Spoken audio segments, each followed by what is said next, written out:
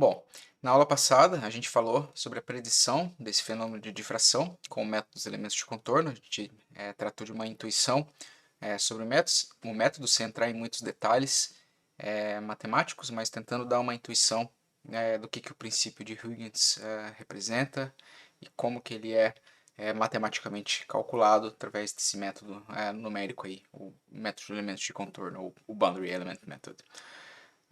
Nessa aula eu quero adentrar um pouco mais em detalhes sobre os gráficos polares, como é que a gente obtém esses gráficos polares. A gente viu na aula passada que se eu computar a parte difratada, a parte refletida pela amostra com o método de elementos de contorno, e se eu tiver um arco de receptores aqui ao redor do meu aparato, ou uma esfera, né, eu posso plotar esse gráfico, que é o gráfico polar. Ou seja, ele representa a magnitude da pressão refletida pela amostra. Então, exclui-se a parte incidente. A gente tem a magnitude dessa pressão refletida em função desse ângulo aqui de difração φ.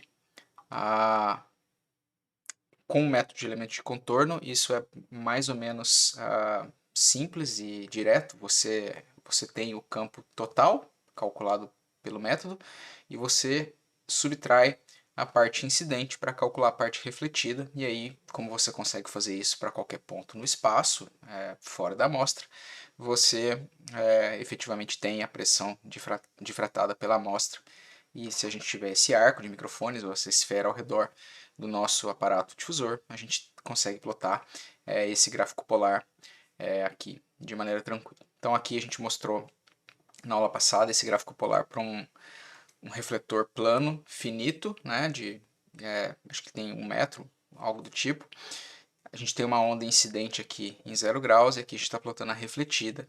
E o que foi mostrado nesse gráfico polar é que à medida que o comprimento de onda vai se tornando cada vez menor relativo ao tamanho do meu aparato, a minha pressão difratada ela vai se tornando cada vez mais especular, né? Ou seja, o feixe ali, o ângulo de difração aqui principal é um lóbulo bem pequeno, ao passo de que em baixas frequências, quando o comprimento de onda é grande relativo ao tamanho da amostra, a tendência é que esse lóbulo seja muito largo, né? Então a gente tem efetivamente um espalhamento da energia sonora. A gente pode falar do processo também de medição do ponto de vista conceitual dessa pressão difratada também. É um processo difícil, não é um processo muito simples. Mas, basicamente, a gente vai colocar a nossa amostra numa câmara anecoica, né? Então, a gente precisa excluir reflexões da sala nesse método. A gente vai ter um arco de microfones ao redor da nossa amostra e, usualmente, ou o arco ou a amostra estão numa mesa giratória. Isso implica que, ao girar a amostra ou ao girar o arco, né, nós temos uma captação dessa esfera ao redor, né, dessa hemisfera ao redor da nossa amostra. Então, girando a amostra ou girando o arco, a gente tem uma captação de uma esfera. Né? Quando a gente gira a amostra, a gente está girando a esfera relativa à amostra, né? Embora o arco esteja fixo no espaço. Beleza. Como é que a gente faz, então, para calcular essa pressão difratada?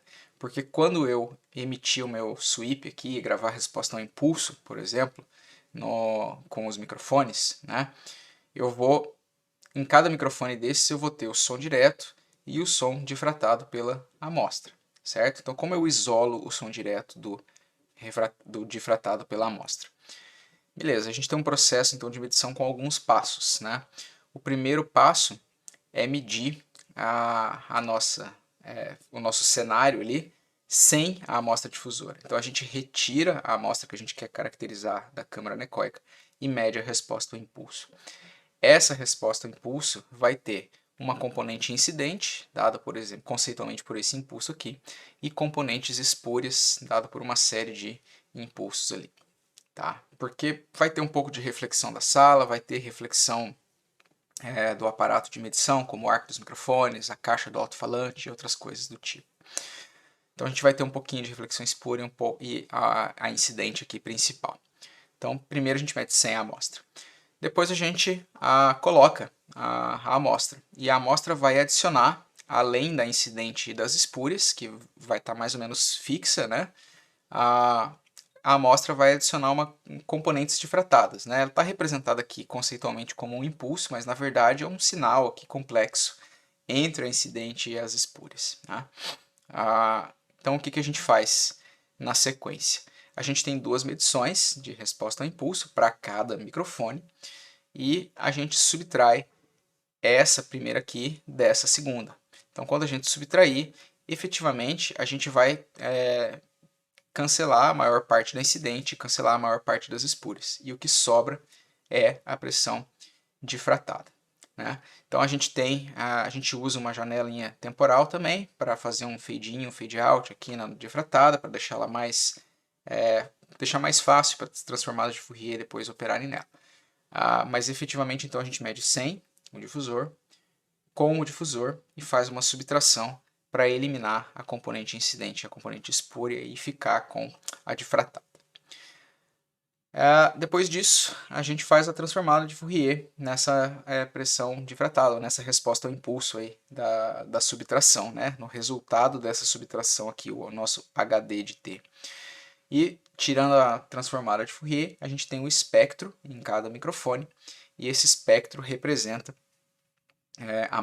pode representar, né, a magnitude da pressão sonora difratada. Então a gente vai para o domínio da frequência para plotar o gráfico polar.